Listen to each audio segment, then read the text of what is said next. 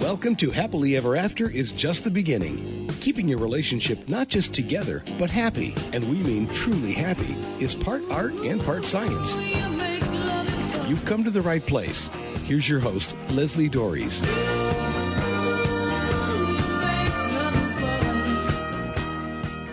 So, I'm frequently asked, what's the secret to a healthy and happy relationship that lasts?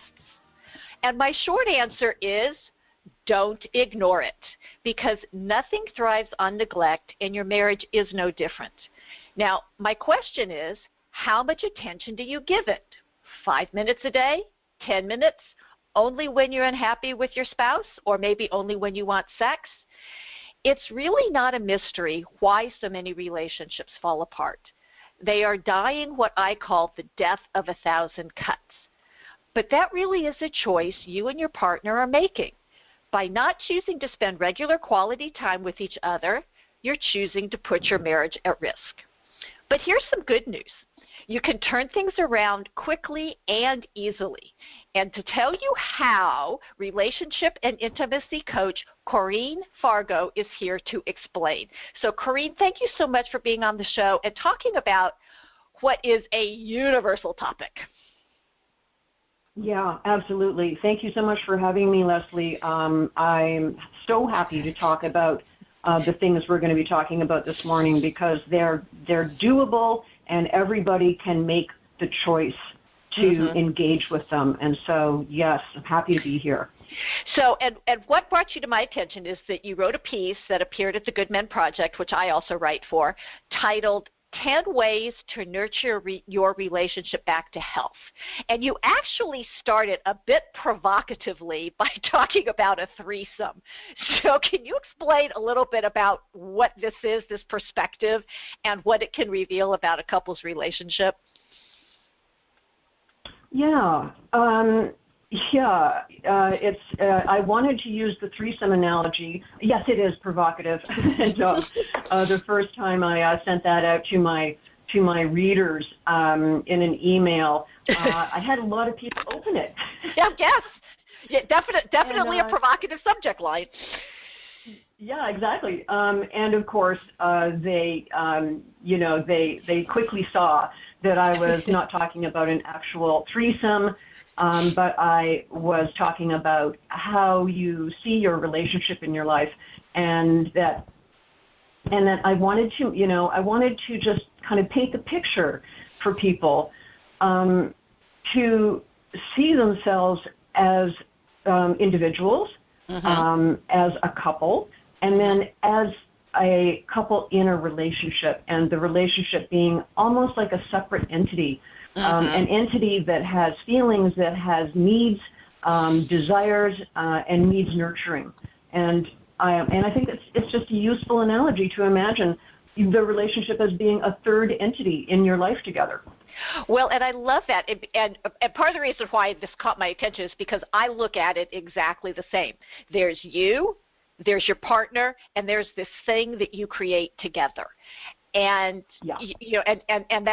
and of course that makes for a lot of intermoving parts that can complicate things, and it's partially why I get so frustrated. And I don't know how you feel about this when people talk about relationships are about your personal happiness and that your partner's job is to make you happy. It's like, no, it's not. That's not what's going on here. So, what do you think is beneficial about looking at it in this way, that this relationship, your relationship has a life of its own? Yeah. In the world of therapy and psychology, we're becoming more familiar with this notion of the we, W-E. There's you, there's me, and there's we. And again, that comes back to this idea of the relationship as being an entity in itself. Because if we don't prioritize and receive pleasure from creating we moments with our partner, then that's a sign that your relationship is suffering and it's not getting fed. It's losing weight. It's not looking good, you know. The complexion is pale. They're ill, you know. And so what would you do for a friend or a child, someone you love, if they looked like they were sick and needed help? You would turn your attention to them and you would figure out what do they need. And that's what I want couples to, you know, to do with their relationship and view their relationship. Our relationship is not well right now. What do we need to do together for it? Well, you know, and that's a really interesting thing, and I just want to touch on this briefly before we get into your 10 suggestions. But this idea that, you know, this we concept, because it's really hard sometimes to step outside of ourselves, right? You know, and the way I look at it is if the relationship isn't working for one of you, it's not working. It's just not working. But what happens is you know, my partner brings up an issue or something that's concerning to them, and I'm going, I don't have a problem with that. I don't see that. And so it kind of gets stuck. So is there a way to, I mean, I'm assuming that if we think about it in terms of this we, that won't happen. Is that kind of what you're suggesting? Yeah. The we moment, you know, it's an energy field in a way, you know. You're coming together to create this field of we-ness. And we get a lot of it at the beginning of our relationships. That those moments of connection, those moments of making eye contact, you know, when your heart is extended out, when you're feeling love and gratitude and arousal and getting turned on, you know, all these we moments, we're just like swimming in them and loving them. And that's, you know, and then they can start to fade. Life gets busy. We have our separate lives. We see each other as opponents more than partners. We get into a zone that is ignoring those we spaces and not inviting them in. And so in every long-term relationship, every couple has to initiate these we moments. They have to get the fact that they have to make a choice. They're making a choice for their relationship. Like you said at the beginning, you know, we're always of choice. If we're choosing one thing, we're not choosing another thing. And so we can, as a couple, as a team, we can say, yeah, let's do this. Let's create we moments. How are we going to do that? What's meaningful to us as a couple? How do we find that space between us where we can look in each other's eyes and communicate, or even just through, you know, our look, say, I love you, I'm here with you, I've got your back. And I love that. That's what I mean by, that's the nurturing, and that's the nurturing of the relationship. It's one way. And then, you know, there are 10 other ways, as I mentioned in my article, 10 other ways that I'm just throwing out there because there's so many to feed the relationship and nurture it. So I want to get into those 10 suggestions, and I kind of broke them up into 3 groups. And so the first is about what a couple physically does together, and you mentioned specifically laughing, engaging in physical activity together, and I'm assuming that's not just sex, extended hugging, and something you call creating mystery dates, which I loved. So what makes, you know, what are these and what makes them important for keeping the relationship healthy? Yeah. There's so much there with just those 4 things. Laughing, humor, you know, it's so important. Being able to engage in laughter together, it's like a moment of letting go of control. You know, you're involuntarily engaging in this pleasurable thing called humor and laughter. And if we don't have enough of it in our day-to-day lives with our partner, then we have to start to nurture humor. You can do that within yourself. You can, you know, you can check yourself to see, what about this situation is kind of funny, actually, you know? What could I bring to my partner right now that would make them smile? What could I say that would just, like, tease a little smile out of them, or maybe even a belly laugh? And if you can't do it, you know, yourself, not every couple has a fantastic wit and repartee going. They have their other strengths. And so if you're not doing it a lot between yourselves, then find some stand-up comedy routine. Yep. Find something that makes you laugh on television and enjoy that together. But just nurture humor, because humor is, it can get you through so many hard times. Oh, it yes. can turn things around when they're tense, and it builds up a good feeling with your partner. So that's laughing.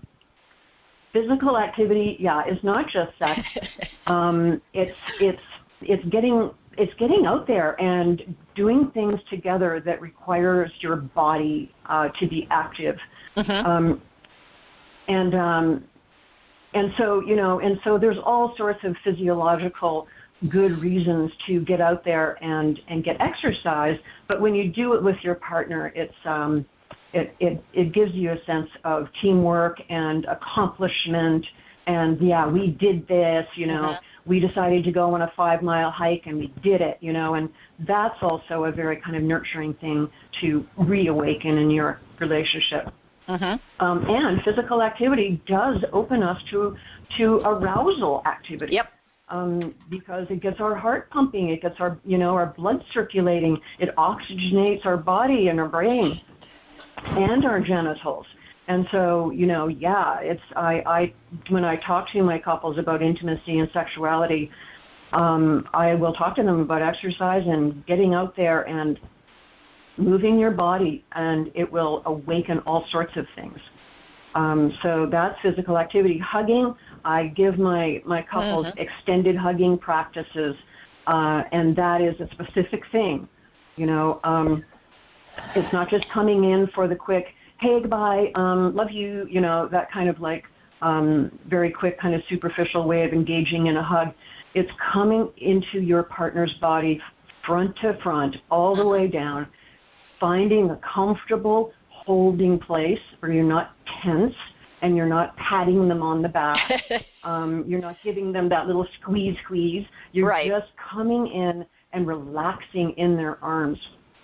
And that is something that we forget how to do. Maybe we did it more in our early stages, but we get busy and a hug turns into a very superficial, almost family-like hug, or a best friend hug. And so that's what I'm challenging couples to do, is to come in for the hug and hold that hug for at least 20 seconds, because we now know from brain science that it takes 20 seconds for the hormones in the brain to start releasing all the dopamine and the good feeling, and the oxytocin.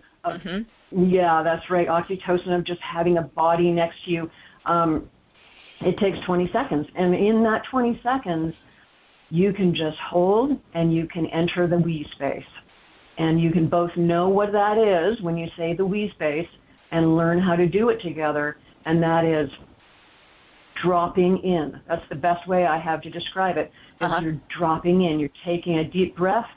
You're feeling each other's breath, and you're dropping into that space of, hey, I love you. I value you in my life. These are the feelings that you're having, right? Great. And they're doing the same, and it creates this beautiful soup of a feeling moment, and it doesn't have to. Doesn't have to take long. You can do it twice a day when you come and go from each other's company. Just agree to enter into that extended hug for at least 20 seconds, and you'll notice the difference. Yes. All sorts of subtle. And so talk about this creating mystery dates, because I love that, because I always recommend to my couples that you need to keep dating. That's part. And my definition of dating is not you go to the same restaurant every week and talk about your relationship. What I talk about dating is that the purpose of it is to have fun, and I think that your mystery dates will do that. So can you talk a little bit more about that? Yeah, mystery dates.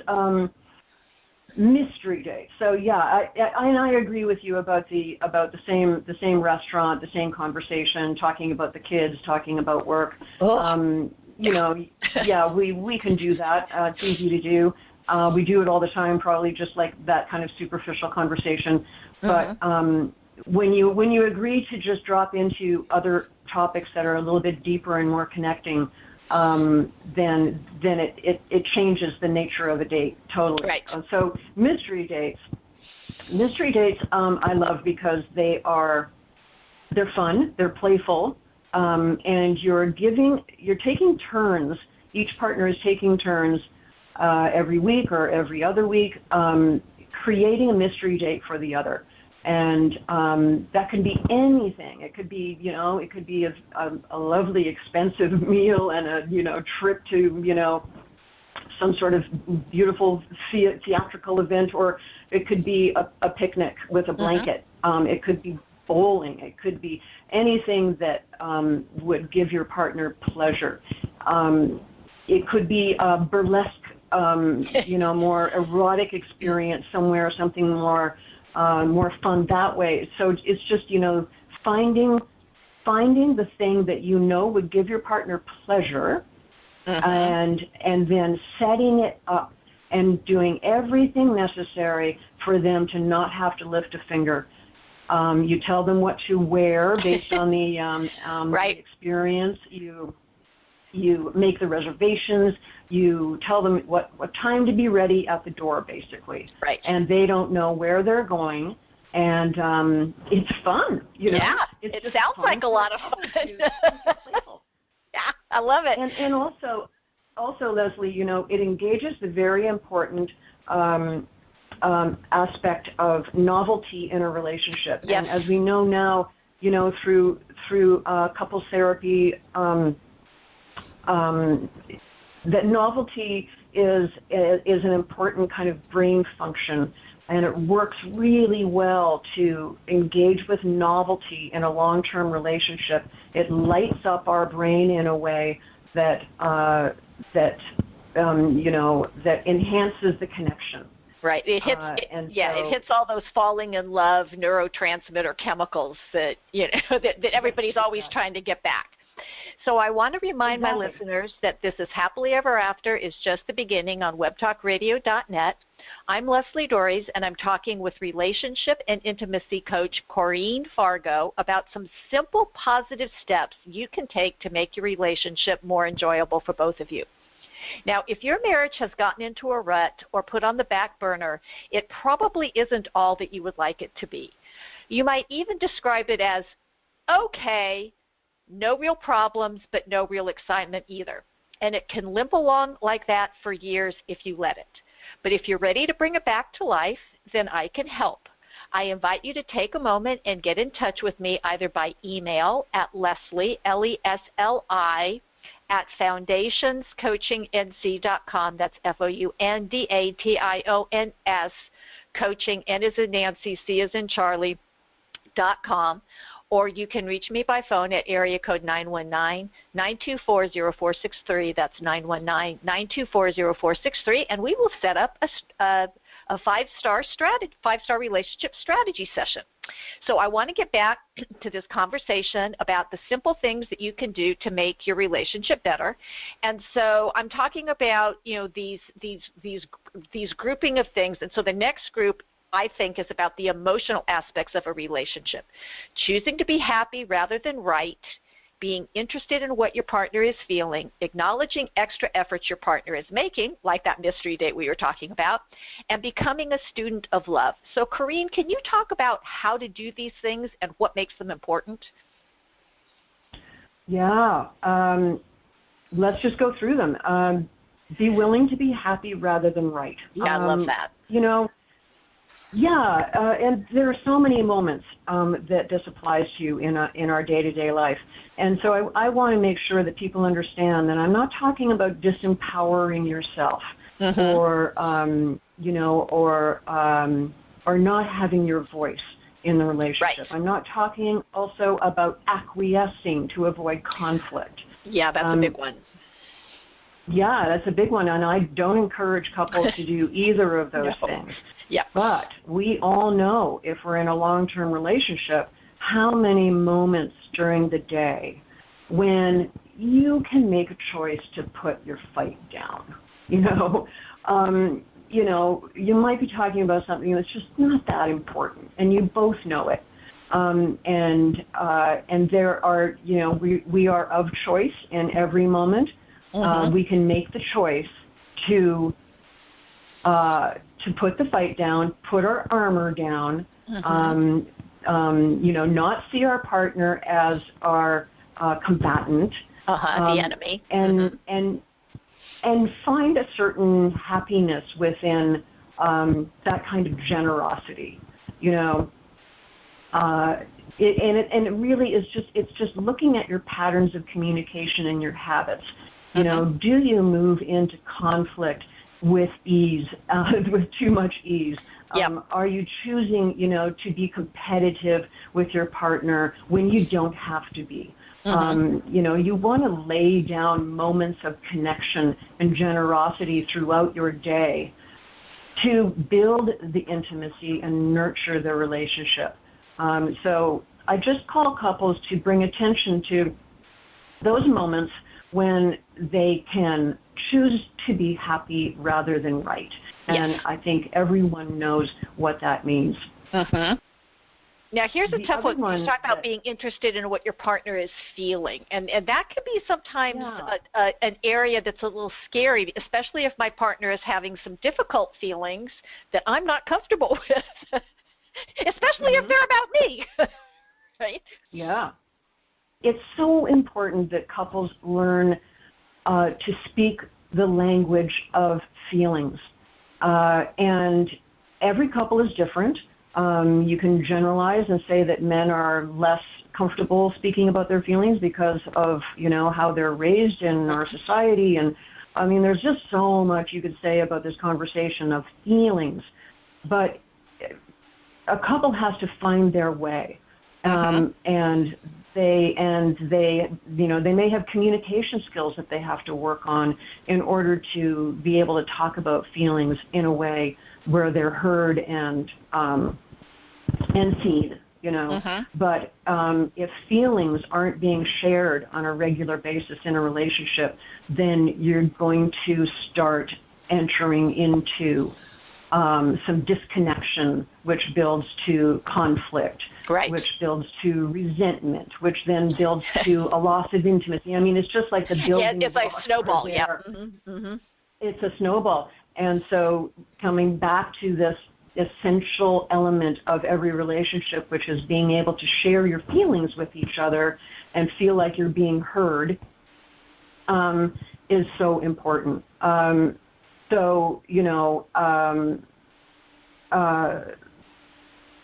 would say that just acknowledging that you need to have conversations in which you're both sharing and hearing each other, and you need to understand how to have those conversations without getting triggered, entering into blame, entering into judgment.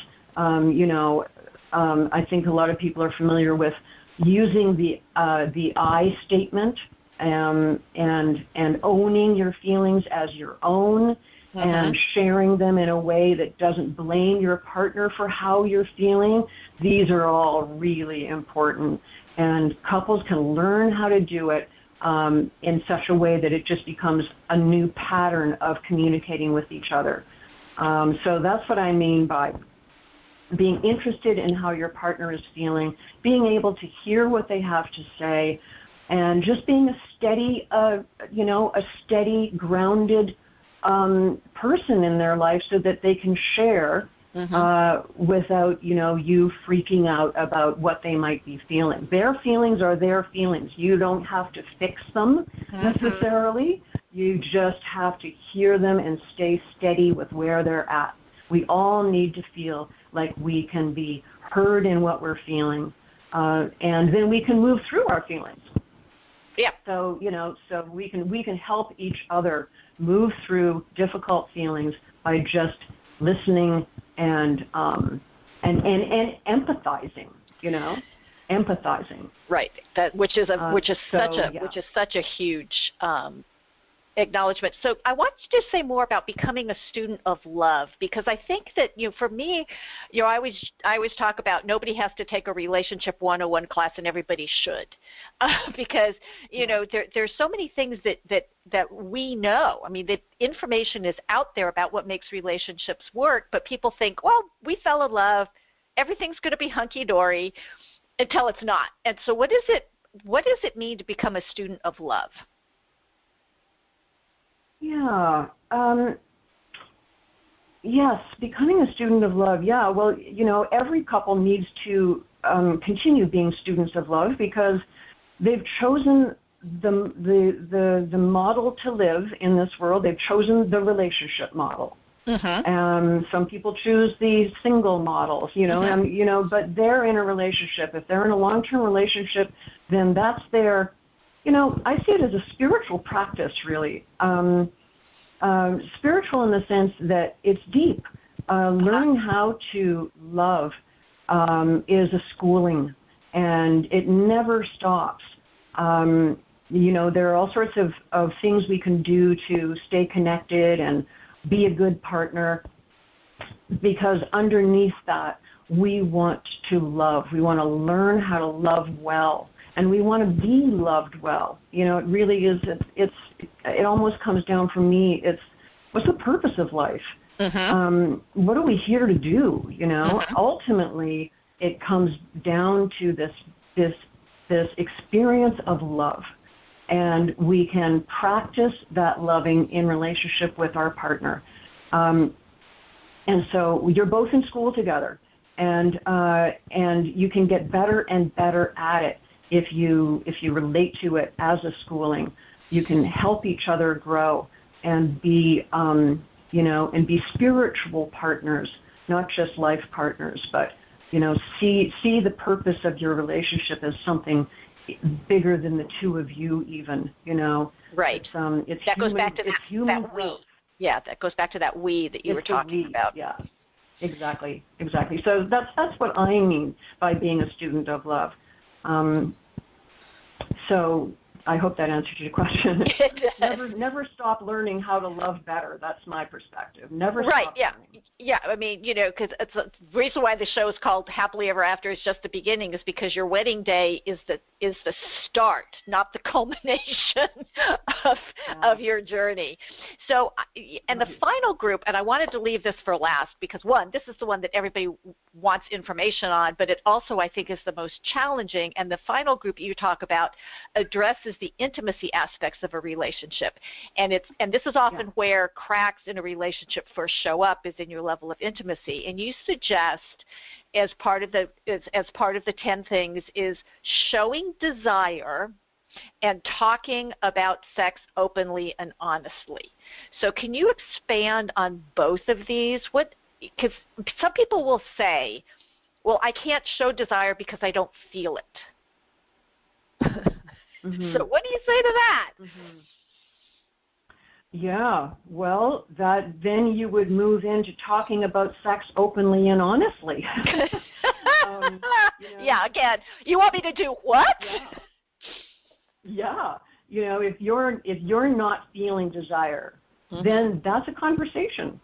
That is a signal to you that you've got some growing to do. Let's find out what's happening. That's a common thing that my couples will come to me with, is a loss of desire, a lack of desire, and so what's going on? Learning to talk about sex openly and honestly is just it's a game changer for couples. But they learn to. Well, it's so hard because one of the things that, when I talk to people about this, it's like, well, I don't want to hurt my partner's feelings. Because, I personally think that the reason why sex and money are the two biggest challenges in relationships is because they are so incredibly personal. And, and our sex life at one point in time might have been okay, but now I don't necessarily feel desire. And part of the reason why I wanted to save these two for last is because I think if you're doing a lot of the other things we've been talking about, that can also rekindle desire. But having this, talking about sex openly and honestly, it's like, oh my gosh, that is like, it is so hard. What suggestions do you give couples to begin these conversations? Yeah. Yeah, that's why I think it's really important for couples to have someone guide them if they have a hard time with this conversation. Guide them in that conversation. That's what I do. Most of what I do is help couples talk about sex. I'll just facilitate the conversation in a way that helps them bypass the potholes, Okay. Like feeling blamed or feeling judged, which it's so hard to have a conversation if there's resentment in place, and sometimes resentment can be there for years and years, and so it's just breaking away the resentment and feeling like they have a place to talk honestly and be heard. Without getting shut down by the other person or just, getting lost in shame, which often comes up. Sexuality is shame. So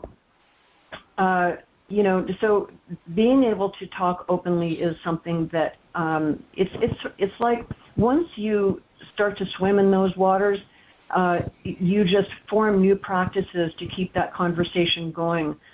Understanding the pitfalls, and the potholes, understanding what can happen if you're not careful. So again, it's the I statements. It's avoiding the blaming. It's avoiding the judging.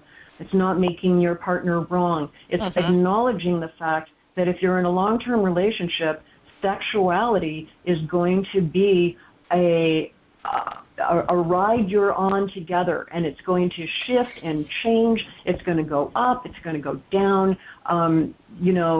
Navigating those waters is something that any couple can do. They just have to have the courage to step into the water and learn how to swim in it.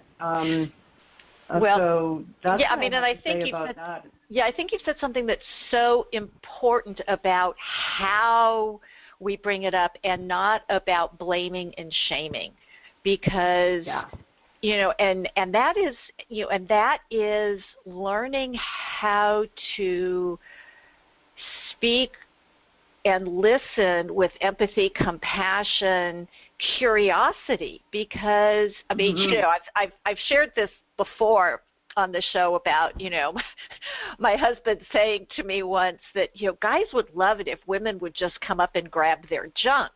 And I'm going, I get it, but a lot of women don't feel the same way. So be really so we were having that kind of conversation about why some women, me being one of them, because it was a conversation we were having about random grabbing of body parts. And it was like, honey, I need to explain to you why this doesn't work. And it was he kind of went, when I said it, it made perfect sense to him.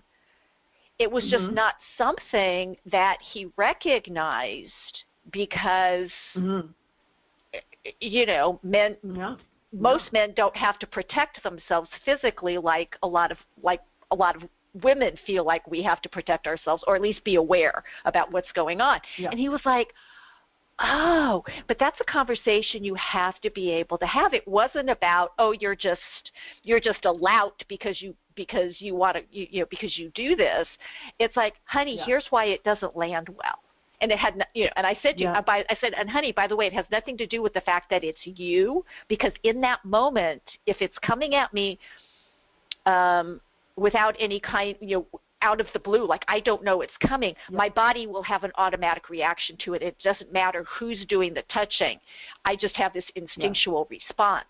And I said, I need to explain that. And he went, oh, because he, but it was like, but having those conversations is, learning, I think, how to communicate well, because these are tough conversations to have, even in the best relationships, I think.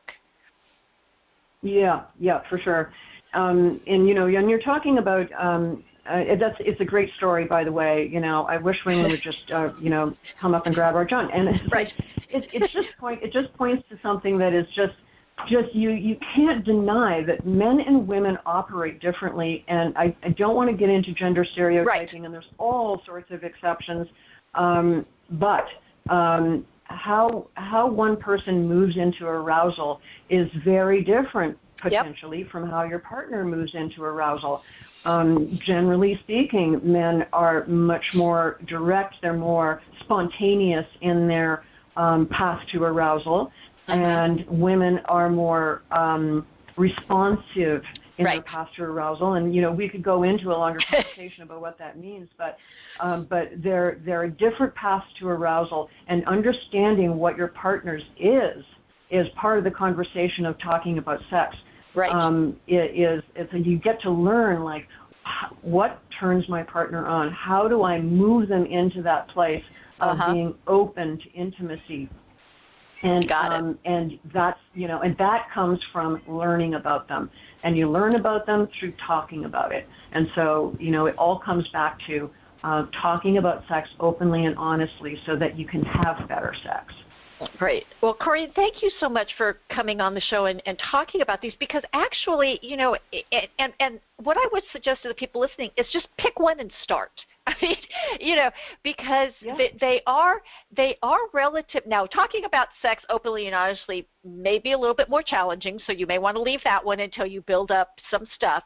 But I do think that it's that some of these things people could get their relationships back on positive footings by doing some of these other things. And so can you share with the listeners where they can learn more about you, where they can get some more information about how to improve their relationships? Yeah. Thank you, Leslie. My website is Love, Sex, and Desire. That's the name of my business, Love, Sex, and Desire, A-N-D. And so, first I want to say, come to my website, get on my blog mailing list, because every week I put out a whole lot of writing about relationships and sexuality. So get on my blog list and get my passion blog every week. And then the other thing that I want to make available to your listeners is a set of emails that I would be sending out to you that I call the Embers of Desire. And for a week, you're going to get an email from me outlining exactly how to do one of these embers, that's what we were talking about this morning. These are all embers that lead to desire and connection. And so get on my list for that, and that would be lovesexanddesire.com/embers. lovesexanddesire.com/embers, and you will get those 7 emails from me that will make a difference, definitely make a difference in your relationship. And I'd love to hear about how they do make a difference. Terrific. So long-term relationships are not destined to die on the vine, but when other things take priority over your marriage, it will suffer. And if you don't want that to happen, you have to nurture it. So, as Corinne says, before your relationship heads out the door looking for another couple to join up with, sit down as a threesome and assure your relationship that from now on you're going to listen to its needs, make it feel special, and prioritize time together, which I just love that quote. So my question is, what areas of your relationship need some TLC? And I hope that as one of the things that you do to keep your relationship healthy and happy is to continue to listen to this show. So until next week, stay loving.